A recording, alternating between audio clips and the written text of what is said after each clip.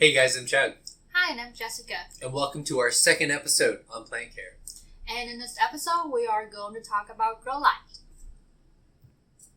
Ta-da!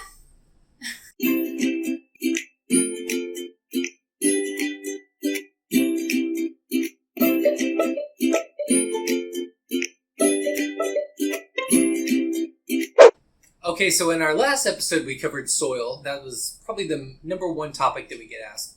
And the next number two topic is going to be grow lights. So that's what we're going to be going into today. So what are the advantages of grow light? The first thing I like about having grow light is that I get to be in control of how much light my plants get. You know, like during winter, a lot of people been telling me that their plant they start growing slower because what do you call it? Daytime? The time that you get light during the day. Schedule. The light schedule gets shorter during winter. But we haven't experienced any slower growth during winter just because we have like grow light running at the same amount of time as we run them during summer. What do you think? What do you like about the grow lights? So like she was saying, it gives you better control over the lighting environment for your plants. So if you have a plant that needs low light or you have a plant that needs more light, you can get different types of light with different amounts of power. And you can put, say, like a variegated plant under one that has very high power. And then other plants, like, say, a passasanum, where they like it a little bit more shady, you can move them somewhere else. So you can create, like, the best environment for each one of your types of plants. Okay, so that's two advantages. There's plenty more, but just to try to keep this video as short and concise as possible, those are the two biggest ones, that we feel. But there's also some disadvantages. The first one is electricity. So if you have a lot of plants, you've got a lot of lights, it's going to consume a lot of electricity, so your power bill is going to go up like this. If you look around... I don't even want to talk about that. The electricity bill goes up, that's for sure. The second one is aesthetics. I mean, some people don't want a bunch of greenhouses and a bunch of lights hanging around, their house, and that's up to your personal choice. So if you like, a beautiful aesthetic and you just want, a minimalist environment, then maybe grow lights aren't the best for your aesthetic look. And that's really the main one. I mean, you're going to have extension cords going everywhere. You've got to figure out how to wire these things, how to prevent, water from getting into your lights, if you spray your plants and things like that. I think another disadvantage of it is that it's also causing heat inside your apartment. You always complain about heat. Like, if you only have one or two grow light, it would be fine. But we have how many? I can't even count. But yeah, like if we had to start to switch. Are you counting now? Just keep talking. Okay, we have to switch the schedule of the grow light from instead of turning on in the daylight, just like what normal sunlight would be, to staying on at night. And 35 is the answer. 35 grow lights. No, sorry, there's one in there. 36. 36 grow lights around here apartment. After we switch our schedule, we notice a huge difference in the temperature inside our apartment. Like right now is at 75? Like normally 75. Where you set it? 75. Yeah, like we set it at 75, it will be in 75. Before it will be. We set it at 75, it will be 80 or even 81 during like the afternoon to like 2 p.m. or 3 p.m. So we are going to walk you through like what we look at when we decide to buy a grow light and how we determine to set them up in our humidity tent or like anywhere in our apartment. I pull up this one listing that we bought. We actually use this light for the tent over here, our big tent. And so let's talk about all this unit. Okay, so the first thing you're going to see there is 4 foot, 4,500 lumen. We'll get to that in a second. 45 wattage. So wattage is basically just how much electricity your light's consuming. Now, typically, the more wattage you have, the more electricity it's using, but also the brighter the light is going to be. If you're trying to compare two lights, the key thing is you have to compare two of the same type of lights. So if you're comparing an LED at 30 watts, you have to compare it to an LED at 30 watts. You can't compare, say, an LED to an incandescent bulb.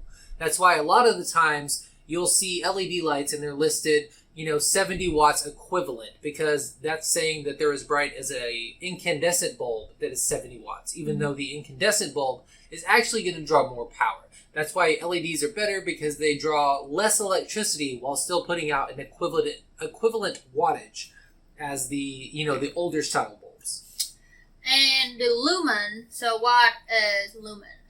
How I understand it is the intensity of light. It's how much the light bulb emit out. So let's use this as an example. So let's just say my hand is a leaf. You can do that. So let's say if this bulb or this flashlight is 4,500 lumen, if your plant is right here, it will get 4,500 lumen that it emit out. However, light decreases as you move the light further away. So at right here, it's not going to be the same intensity. However, the light you bought is still 4,500 lumens. It doesn't consider the distance that the light is. Yeah. So that's also another thing that we don't look at anymore. We used to look at it when we buy grow light, because most of the sources I read, they all said, well, when you buy grow light, trying to buy it around 2,000 or 6,000 lumen. And as we, get more grow light, we feel that is not really important factor. Okay, so the next thing we're going to talk about Kelvin. It's basically, the shade of the light. So the lower the Kelvin range, like 2,000 to 3,000, it's going to look more yellow. As you go up in the Kelvin range, say 5,000, 6,500, or even higher, it's going to have a more white appearance to it. And so traditionally, most people think that the lower the Kelvin range, you're going to have a lot of blooms. That's where you want for your flowering stage. Or if you go higher in the Kelvin range, like 6,500, it's going to give you better vegetative growth. So from our experience, it really doesn't matter. As long as you're giving your plants the amount of light that they need, they're going to do just fine. We've had plants that have bloomed perfectly well under 6,500 K, and we've also had plants that never bloomed over 3,500. So the main point is just give them the right amount of light that they need, and they're going to do good, regardless of the Kelvin range. And I want to point out, it was funny, because I remember when we first started on grow light, I always keep telling you, you need to get the 5,000 or the 6,500, and you keep telling me it doesn't matter. Because I don't know, if you follow our Instagram, you might notice I hate flowers, and because I want my plant to use all the energy to grow its leaf. The foliage plants, they don't know, they are not famous for their flower. Their flowers are ugly. So once your plant have a flower, they usually will focus all the energy in the flower, and so the rate of them growing leaf will be decreased. So I always trying to prevent my plant from flower. So that's why I keep telling him that we need to pick something really high in Kelvin, and I think starting in March, all my anthuriums started flower. Even they were under a really white light, and they all flower. I cut one, the next one come up maybe after 2 weeks. They just keep flowering. And so yeah, I don't think the Kelvin, the what do you call it, the cool light, warm light myth is actually true. So that was pretty much the basic idea around this term. You can actually find more video on YouTube about these if you want to dig a little bit deeper and get understand about these more. So when it comes to choosing the grow light, normally I would just let chat do the choosing, and I would just come in and confirm I like those light or not, or if they look good when I was set up, or things like that. So what appealed to me when I look at a listing is the price. So if you look at different listing and they have the same wattage, they have the same lumen, I would just go with the one that's cheaper. Yeah, you just got to make sure that you're looking at the actual wattage consumed and not the equivalent wattage. because a lot of the manufacturers won't put that. They'll say it's 1,000 watts, but then maybe in some little bitty text somewhere in the description it'll say like actual watts consumed is like 100. So you're thinking you're getting like a super powerful light, and it's like not even better than just like this little flashlight here. So you just have to look at that as well. Oh, and also pay attention to like if they sell it at a set, because a lot of times they set 200 watt, but it's like come with 4 lights, so each light like 50 watts. Yeah. So it's not actually 200 watt for all of them or each of them. So most of our light are usually in the range of 30 to 50 watt. We typically spending less than $100. I wouldn't spend like $200 on something that market grow light.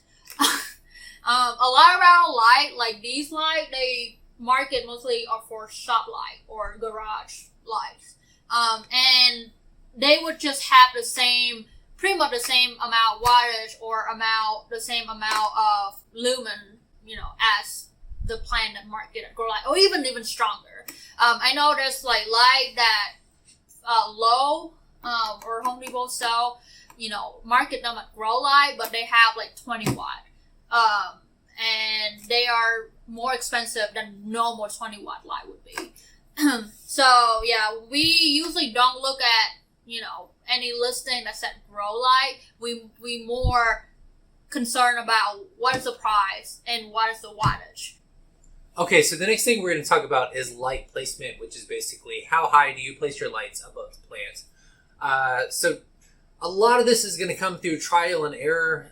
If you have a lot of variegated plants, they're going to need more light, so you want to try to place it lower. But if you have plants that don't like as much light, obviously you're going to want to place them higher. Like I said earlier, the light falls off the higher you place it. A lot of that's really going to be trial and error, and it also depends on your wattage. So if you have a 2 watt light, you can place it right above a plant that doesn't need a lot of light, and it's not going to be affected too much. But if you also put a 1,000 watt light above the same plant, then it's really going to get burned. That's really the basics of it. Most of our plants, we put the lights maybe a foot if we can. Some of them are less, and like I said, it also depends on the wattage. The higher it is, the higher you're gonna have to place it. And there's really no set rules. So a lot of our plants, we saw that they started to get these yellow streaks behind them, and we decided, hey, it's getting too much light, so you move it somewhere else that doesn't have as much light, and then you wait for another leaf or two to pop out, and if the yellow color's gone, that's what the problem was. Another way to determine it is using lux. So what is lux? Like lumen kind of, but it's also like about, the intensity of light, but it takes the distance into consideration. So like the example that we just did before, the farther the light, it's less intense. So for so the lumen, it doesn't change. Like the light emit out 4,500 lumen is 4,500 lumen. But lux, at this point, the lux will be higher. But at this point, the lux will be lower. I have this app on my phone. It's called Photometer. If you use Android, it's called Photometer. I tried like different app, but I think this one is my favorite. I don't know about Apple. You can look up Lux Meter, and there will be like a bunch of different apps for you to choose from. They sell Lux Meter like as a professional meter on Amazon. I'm cheap, so I don't want to spend like $100 on a Lux Meter yet. So I'm just using my phone for now. And the way you measure it is you just place the front camera of your phone like right directly under light. So let's say the light is like that. If you put it like that, it doesn't really record it. You have to tilt your phone that like directly to the light. And I would put it on top of the leaf to see how much light actually hitting those leaves, how intense the light are hitting these leaves. And compare it to, like, usually these apps will give you a table, like what range are you expecting, or like what range of the actual light would fall under. So I'm using this table that I found on Google, and it's pretty much like the same range for every single table. It's just maybe slightly variation. And so pretty much 1,000 to 10,000 are mostly for plant that like shade. 10,000 to 50,000 will be mostly for like daylight but not direct. So it will be the higher end would be for variegated plant, and the lower end, like the 10,000 or 20,000, it mostly we would use that range for like philodendron. So the last thing I want to talk about is the spectrum. So if you go on Amazon, you're looking for grow lights, you're looking for regular lights, you're going to see things like the spectrum. It's white, some say it's full spectrum, some are only red and blue. So basically, white light is an equal mixture of red, blue, and green lights. That's the same. We see it as white light. A lot of grow lights will only be red and blue. They won't have any white lights on them whatsoever because the green's not there. So when you're looking at a plant, it mainly uses primarily red and blue, but there's also some spectrums in between that it uses, but it doesn't absorb green. That's why it looks green to us. So also, if you have a variegated plant and it's white, that's because it doesn't receive any of that light. It reflects it all. That's why it's white. That's also why it's bad to have a plant that has a completely solid white leaf, because it's basically doing nothing except looking pretty for you if you like variegated plants.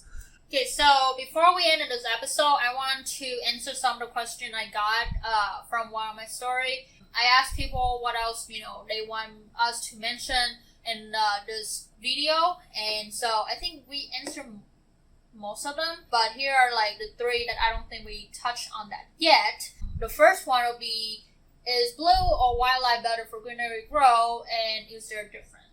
You want to take that? So there is a difference. So you can't grow a plant with just blue light. Maybe you can, we haven't tried. But they need an equal amount of the different spectrums. If you only give it one certain spectrum, like solid blue lights, some of the chlorophyll in it is not going to respond to that, so it's not going to grow as good. Like I was saying before, the best one you want to do is either a full spectrum bulb or a solid white light bulb, and you really don't want to do just one solid color. And how much heat different lights put up. So, like we just mentioned earlier, our apartment get really hot before when all our grow lights are on. I would say the higher wattage, I feel like put out a lot more heat than the lower wattage. So, like for example, our 1,000 watt, the 1,000 watt grow light, during the time that it's on, most of the time we have to open the 10 because it will increase the 10 temperature to like almost 90. And most of the light, if it come with the fan inside the light, that means that light will put out a lot of heat, even with the fan there.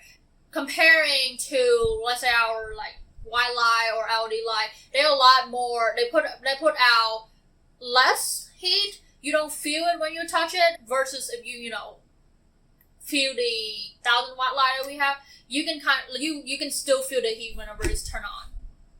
Okay, so what difference do what make in foot candle and such? So, guess I would say even a higher wattage, you get a higher lux. We didn't mention that. Foot candle is the same with lux. It's just a imperial. What do you call it? It's imperial versus the metric system. Yes. So foot candle uses the imperial system here in the United States, which is feet. The lux system is based on meters. So that's really the only difference between them. So the higher watt, just pretty much, you get the stronger light. It emit out a lot more intense light, so you would think it will get a higher foot candle, but it depends on where you put them. So, like we said with lux foot candle, the distance matter. So you can use the same or the different wattage, like you get the 40 wattage and 30 wattage. But if you put the 30 wattage, lower the leaf, and you put the 40 wattage above, further above the leaf, you will still would get the same amount foot candle or amount lux at the same, like on the same surface if the two light are two different positions. So I don't think it, affect a lot. It really depending on what foot candle or what lux are you aiming for. Alright, so this is it, guys. That is pretty much most about all our knowledge on grow light. If you have any question, leave it in the comment down below. And if you like what you saw, feel free to follow us on Instagram, leave a like, subscribe if you want to see more of our content, and check out our website, TheHappyPlace46.com. Maybe you'll see some planters that you want.